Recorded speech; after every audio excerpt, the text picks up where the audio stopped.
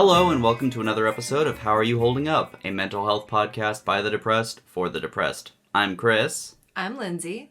And today we have a guest. I'm Ashley. Hi, Ashley. Hi. Welcome to the podcast. Thank you. And how are you holding up? Me? Oh gosh, I wasn't ready for this question. How did that happen? I've been good until I wasn't, which was, the first time in a long time where I haven't been good. So I am undecided right now on how I am, I guess. That's fair. That's completely fair. That's pretty much me on a daily basis, I think, at this point. Yeah. Well, yeah, Chris, how are you holding up? Because if you guys have been tuned in the last couple episodes, Chris has been trying out some new dosages and meds. He was real low for a while, and right now he is smiling. Yeah. One, I saw the Sonic the Hedgehog movie last night, so I've been looking forward to that for like a year and a half. Also, as many years as I've been alive. But anyway, I also think that the meds are definitely helping. I started my full dosage because they had a wind-up period. The first 4 days, I had to take half a dose. And then the past 2 days, or I should say, yesterday and today, has been a full dose. I'm a little wired. Definitely a little more energetic, a little more kind of feeling it. Good. But I have also been noticing the fun, space out times tend to kind of go faster. And you were nauseous. I was also nauseous, but that was mostly because I didn't eat. With your meds? Are you with supposed my to? meds. Yeah. Chris? I know. I slept in. I slept in and I couldn't make toast. Lindsay, how are you holding up? I'm feeling very loved. I had a great evening last night with Chris Yeah. and a bunch of friends and my boyfriend. And we went to the movies, and it just felt so lovely to be surrounded by people who cared about me. And you can just have a good time. And you don't have to worry about, I have to act a certain way. Or it's we're all so nerdy and cute and, all adore each other. So it just felt safe and nice. So I feel pretty good. Kind of sleepy. How you want to feel around friends. Yeah. Absolutely. Yeah. So this week, Ashley, you are actually a listener. Yeah, I started listening to the show a couple episodes in, I think. I know I binged it for a little bit, so there must have been a couple episodes. That's so cool. Yeah. Because I hadn't heard anything like it, or I think I heard it from an ad on Scare You to Sleep. Yay! I think that was how I came across it, and I was like, that sounds interesting. Thanks, Shelby. Yeah, so I went, and I've actually been on Scare You to Sleep as well. That's If you right. guys haven't listened to Scare You to Sleep, it's an awesome experience. Yeah, Mm-hmm. Shelby reads little stories that people send in. Kind of an Spooky stories. ASMR Yeah. experience. Yeah. She's been getting really, really into her sound effects and everything. Yeah. It's Saw been some videos. oh my god, it's been amazing to watch that evolve. So, and you're also from out of the country. Yeah, I'm from Denmark, so I'm very far away usually. Yes. Isn't her voice amazing? She has no accent. Oh no, don't make people listen for it. You will hear it. And I will pause at some point and be like, I don't know what that word is, or something like that. But yeah. You will be fine. I hope so. So what is your first language? My first language is Danish, and then I speak English and German. Wow. Yeah. And tell us a little bit about yourself. So yeah, I'm 24, born and raised in Denmark. Lived in LA for a little bit. I'm gonna move to Vancouver this summer to do some schoolwork. I am in vet school, my 5th year, I think, something like that. And I have probably suffered from depression my entire life, but not known it. Yeah. Was diagnosed at the age of 14, but didn't really do anything about it. I come from a very, I want to call it affluent family, where, you couldn't really talk about that stuff. And there was a lot of there's something wrong with you and people can't find out. So get your shit together. Keep it quiet. Yep. Yeah. Don't tell anyone. Yep. And just, my dad's an alcoholic. He just had a stroke a couple weeks ago and has been a lot better since. He had to stop drinking. So that's been helpful in our relationship already, even just a couple weeks in. And my mom's mentally ill, but I don't know what she has because she will not tell anyone. Yeah, so I can't. But I can't say anything about that. But it was rough growing up with her. So yeah. Was there mood swings involved? Is that kind of where... Okay. And a lot of you don't do as I say because something's wrong with you and not because there's anything wrong with my parenting. Yeah, that sounds familiar. And a lot of blaming me for like being bullied in school and that kind of stuff. Oh man. If you just acted better, they wouldn't bully you. Blaming you. Yeah, that's exactly. Sweet. Yeah, and I was acting out in school because I didn't feel safe at home. Of course. So, Jesus. Yeah. But I've never been on medication. But I do suffer from anxiety, stress, and at some point severe depression. I don't feel like I have it anymore. Good. Yeah, I do feel like I moved on for a long time. Wonderful. I had a rough breakup with an ex and then shed the best 200 pounds of my life. And since then, things were actually really good. Yeah. And then, I've had a really rough month with my dad and like a bunch of other stuff has happened. Some boy problems, like always. There's always a guy, isn't there? Right. And it's interesting to relearn how to appropriately process anger and sadness when you're not depressed. Oh, yeah. You know, and if you've been raised in a situation that wasn't like taught to you, like being like, okay, I can be sad, doesn't mean that I'm going into a depression. Now, how do I do this? How do I go through these stages? And I think the big point for me, like the big change that happened in me, which I feel like I actually was in control over, was instead of thinking as like of everything that I went through as, oh my God, so much stuff happened to me, I can't handle another thing. I started thinking about it as, I've gone through all this crap since I was a little kid, and I'm still here.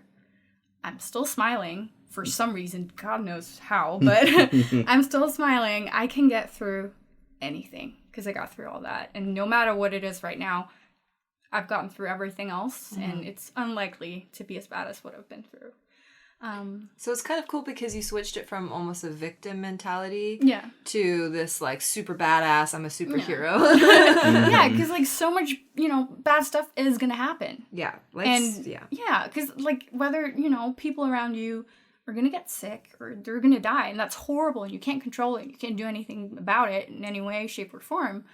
But you can change how you think about it. But it does take a lot. It takes a lot. Yeah. It sounds kind of easy. But it isn't always. And we all kind of have to figure our own way around logicking ourselves back into it. Yeah, definitely. So when did you start feeling the, let me think how to say the word this, like, when did you sort of take healing and your depression, everything in stride and start to really take control? When I broke up with my ex. How long ago? We were together for 5 years, met in high school, broke up at 22. And I thought he was the love of my life. Of course. Yeah. As so many of us do when we fall in love young.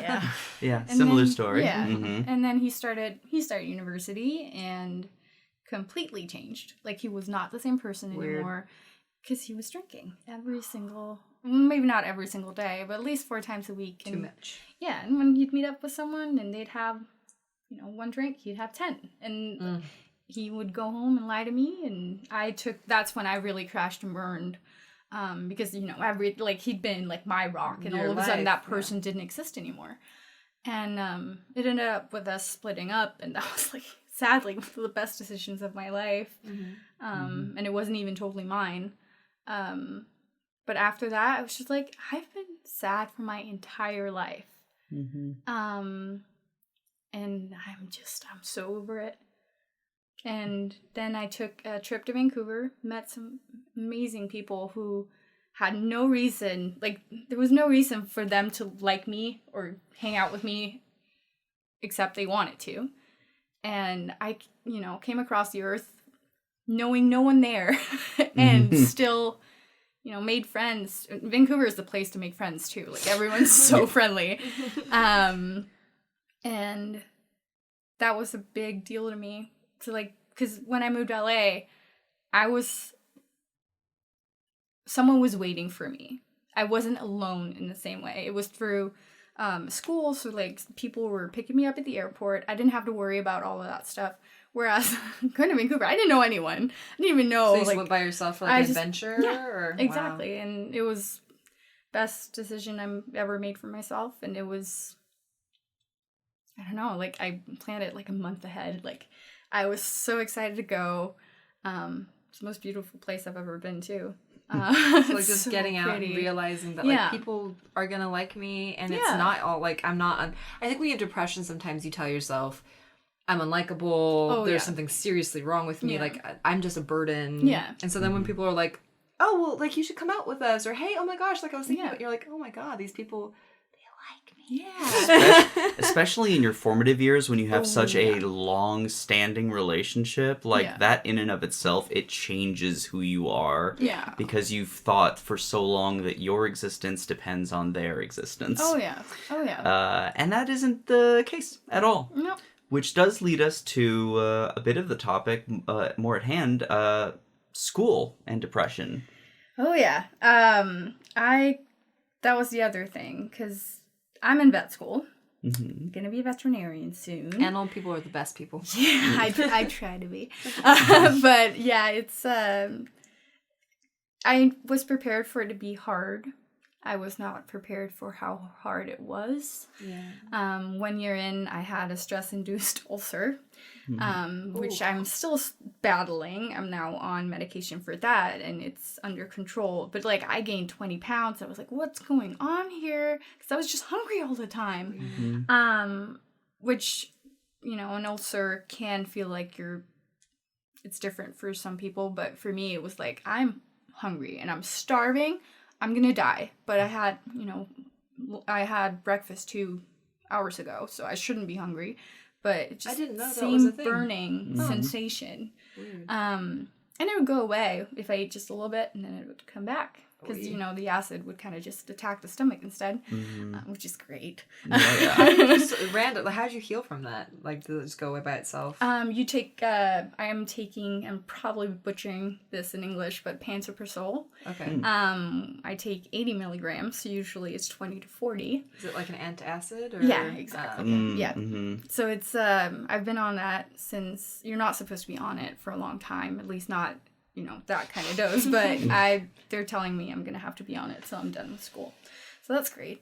So do you live on campus, or are you... No, I'm lucky enough that my dad kind of left me a house. Okay.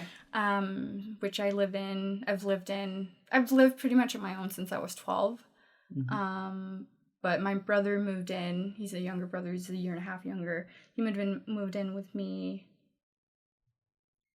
4 years ago, I think. So it's just the two of us now, and we get along really well. He also has some stuff. He's more on the anxiety side of things. But he's on medication and is doing really well, and we balanced each other out pretty well. Hell yeah. Yeah. Good support system. Yeah. Perfect. Yeah. So we've had fights in the past, but right now we're really good. So that's great. That's awesome. So in university, how did it kind of creep up on you? Or was it like right away where you're like, oh my god? I think I realized it when I took my first round of finals, because in vet school in Denmark, you have 9 weeks of taking a course, usually 2 to 4 at a time. And then you do, you take a final for each of them, and then, that's over and done with once you've done that. And I did that, and I've always done pretty well in school. Like, I was never top of the class, but I've always been, decent. And then I failed my first 2 finals, and I was like, out of 4, but still, it was like... And you had studied, and I had had homework. studied, yeah. And I felt like I'd worked harder than I had, ever done in high school. So it was like, what the hell? Like, what's going on? This isn't fair. And that was just such a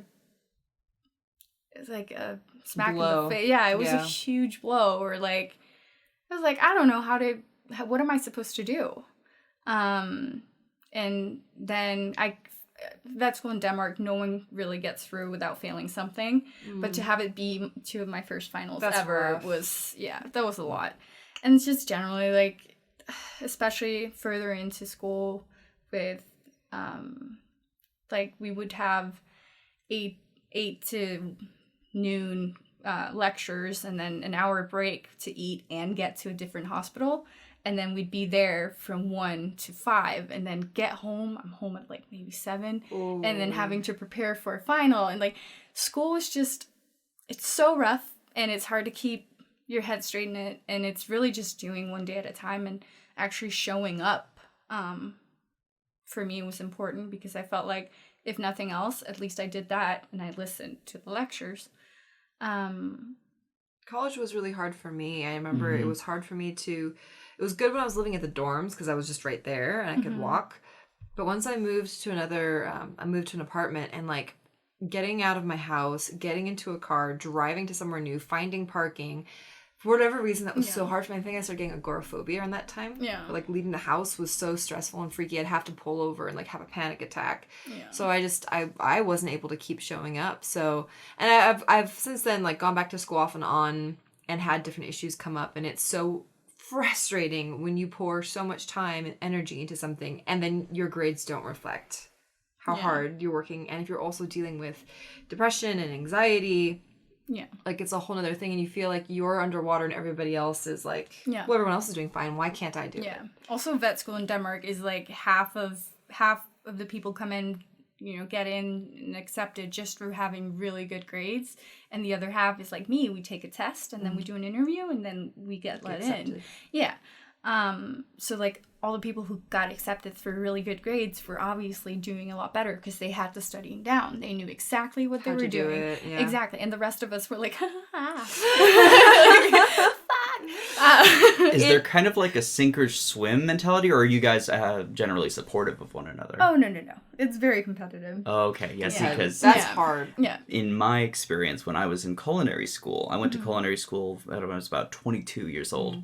I was also working full-time, so I was working 11 p.m. to 7 a.m., going home, sleeping for 2 hours, going to school from noon until 6, basically, and then no break in there, just solid 6 hours, and then driving home, getting home by about 8, and then doing whatever I needed to do homework-wise or socializing or anything, and then just go right back to work and continue that pattern. Yeah. I did that for about 8 months before I finally just had a full-on, like, almost hallucinogenic nervous breakdown. Yeah.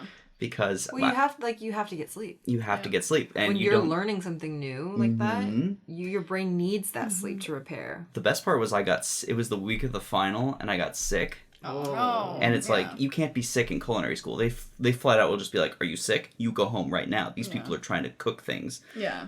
But the final that we had to do was we had to bake a 3-tier wedding cake by ourselves. I love cake. I mean... She's like, I love cake. And I'm like, oh my God, that's a lot of cake. I mean, I'll eat it all. I'll take it. Sounds like a party to me. It's a good lot of cake, but it was that thing where I was sick the one day, and then I came back. All of the other classmates had all of their cake done, and they were on the decoration, and I had to do both in that one day. Oh gosh! And I just went and I turned to the chef instructor and I was like, I can't do this. Yeah. I'm out. Yeah. I'm outies. Yeah. Later. Thanks. Bye. And that's also like, cause that's one day, but it messes up everything. I crashed and burned. Actually, that was only a year ago. But yeah, I had like a depressive episode that lasted about a month. Because they changed some rules, and basically, if I didn't pass this one final, which was a really hard one, where I was in school from 8 till 7 every day. Oh my God. And we don't have a study break. So it's straight on to the final. And I was just like, I can't do it. And I did end up taking the final, knowing that if I didn't pass, I wouldn't be allowed to continue on the next course, which would set me back, which would mean I would end up on the year below me. And that would be like a whole new set of problems because that year was already full, and it was so stressful. And I was so stressed out, I could not study. I couldn't do it. Your brain just couldn't. I couldn't do it. I would lie down and I'd cry for an hour, and then I'd be like, okay, you know what? You're gonna, now you're gonna watch one episode of a show and you're gonna feel better. Like talk yourself exactly, and it would just not happen. And it was like that that was a double course, so it was 18 weeks. And I couldn't do it. So I ended up failing and being delayed and had a month off, and that month was amazing because I got back to knowing myself again and could study on my own time without having to go to school. And then finally took it again, passed, and everything's good. But I am now on the year below me. But because we were the first year where they changed the rules and wouldn't accept. They wouldn't. No. Because they were like, this year is now really full because we messed up and had a bunch of people. We had to hold a bunch of people back. So if you'll plan something somewhere else, we'll pay for it. So they are now sending me to Vancouver with like everything paid for at an internship there. That's nice. Yeah. So it worked out for the better, but it was a really rough little bit. Yeah, no kidding. I think especially, at least from my experience, when I was going to college, and I had a lot of self-loathing when I went to college. I had gone through a pretty abusive situation in high school with a family member, and then into an abusive relationship romantically, and then I went into college. So it was almost like when something didn't work out well in the classes, I would hate myself so much that I would like punish myself emotionally. Yeah. And so I just wasn't, it was like this cycle. And I think one of the most important things you can learn in college are those life lessons of how to take care of yourself, how to sleep, how to eat, how to let go. Like maybe you're gonna have to go back a year, and maybe it'll work out. Yeah, it'll be fine. It'll be okay. And then I was a year in when I was like, I can't do this. I can't do it. It's too much. It's too hard. I'm not sleeping. I'm also an insomniac, like horribly. Oh man, that's rough. Exactly. And the more anxiety I feel, the harder it is for me to sleep. And it's just, it was a bad time. So I went to student services. What's it called? Yeah, student services. Yeah, and was like, help. And I didn't know that there were programs for someone like me who had a rough time. I kind of just thought we were on our own, and that's also part of why I'm doing this. Suck it up and... Yeah, and that's part of why I'm doing this, because I wish someone would have told me that if I had just gone and seen them earlier on, they would have helped me. Because I was already 1 year in, I was done. Yeah. And I've been done ever since, but they offered, because there are laws that require them to offer mental health services, and support and that kind of stuff, and it's different for every place. But in Denmark, it's full on therapy. I think there's a limit for how often you can do it, but you can do it for at least for a while for free, and sometimes that's all you need if you get it early enough. That's helpful. And because I've suffered from depression and have it on like my medical journal or something like that. They actually, because we get paid to go to school in Denmark. We're very lucky. Yeah. So they also give me more money than I would have been, allowed to get. Yeah, because they were like, we recognize that you're not able to work outside of school. So, here you go. That was it. I had to talk to a psychiatrist about that, and he had to say that, this is a real thing. And they did, and I am now getting paid extra, which is really, really nice, because it takes a lot of, like before I would kind of rely on my dad a little bit, and because we didn't have a great relationship, that would that creates. That's extra Yeah, stress, exactly. and strain, and yeah. And now because of that, I'm like, because it's almost double. Like, it's quite a Wow. lot of, yeah. So because of that, I'm like, okay, I can actually be independent, and I have money to, like, if I want to go to the movies and just block out everything else, I can do that and not feel bad about it, and not worry about what I'm going to eat the day after or something like that. So I that's think here in the amazing. States, guys, it's there is a counselor, and you do have to schedule it because there's, like you said, there's so many people on campus. Like, there are, I think, clubs and groups as well, so like support groups. I don't know about financial help with that. That's something that we didn't really look into. There are some state programs you will have to kind of look into Depending. your state situation, but I know in California we were just reading an article before we recorded that they just started a $50 million like state funded mental health services for schools. I don't know if that's public schools or colleges or what. But these are the kinds of things that we should definitely be looking into. And don't feel like you can't go to school or get the career you want because you're like, I just have too much anxiety and I have too much depression. I can't do it all. Maybe you don't have to. Maybe you can get the help that you need. There's also a lot of mental health services that are available at colleges, even if you're not going to the school. You can always go to them, go to their mental health department. That's a good point. And you can possibly, schedule appointments through them.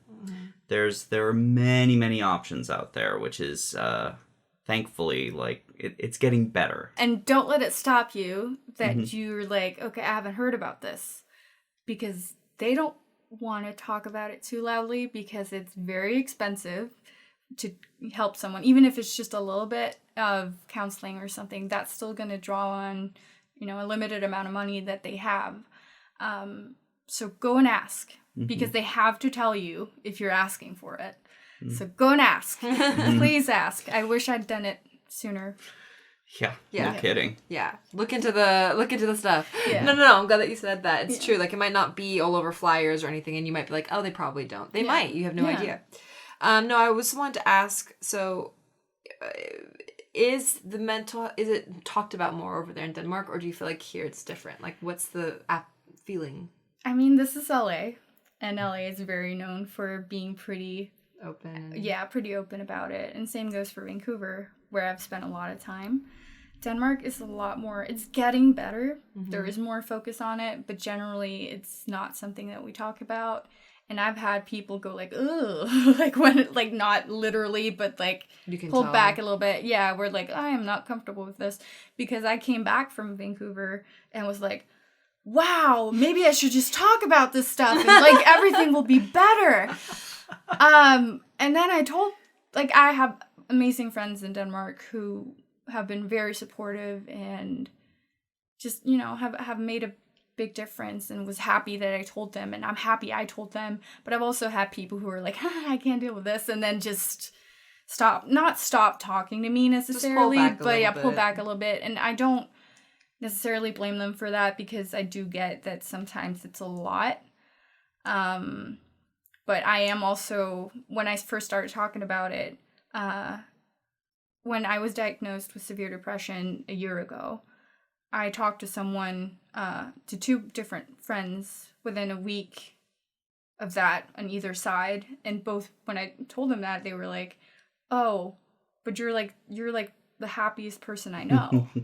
Wow. And I'm like, that always gives me goosebumps. Yeah, because I'm like, I smile a lot. I'm very bubbly. I can talk to literally anyone about anything for as long as need be. That's always been one of my strengths, and I can hide how I feel really well. And I tend to dissociate a lot. So if I'm really emotional, I'm on autopilot. So I go through the motions. I have the conversations. Smile, laugh. Exactly. Yeah. But I'm not really there. And I learned that through the counseling that the school gave me. Because he was like, are you really here right now? Because I was just kind of staring off into space, but talking. Like, it wasn't really me I was talking about. And you suddenly were like, whoa. Yeah. And I couldn't. And he was like, how does your body feel? And I was like, I have no idea. And that was kind of the way that I survived my childhood. You had to. Yeah. It was survival. And that was big deal to me to finally realize that that's how I do that. That's why I have a hard time getting to what's actually wrong, because I don't feel it. It's there and it hurts me and it makes it hard for me to get out of bed. But I also suffer from anxiety, which causes me to not stay in bed because that gives me too much anxiety. So I think also, honestly, that's probably what saved me and made me go to school, because I couldn't stay in bed. Yeah, exactly. Mm-hmm. Thank you so much for talking with us about it all. It's like, I love hearing your perspective and how you've come through it, and you're so strong for it all. Thank you. Well, you're gonna make me cry.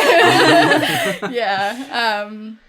No, it's been amazing talking with you over this last year, and you've just been through so much, and you continue to grow and get better every day. So you're gonna make me cry. Yeah. Thank you, and you've been a really big support to me. We try. Yeah. Well, it helps. Honestly. But thank you so much again for coming. And as for us, follow us on Instagram at HAYHU Podcast. Like our Facebook page. If you want to support us directly, visit our Patreon. Or if you want to send us something directly, go ahead and email mailbag@howareyouholdingup.com. We appreciate you guys for listening. And again, thank you. Thanks and for having me. Always, don't tell us to just get over it.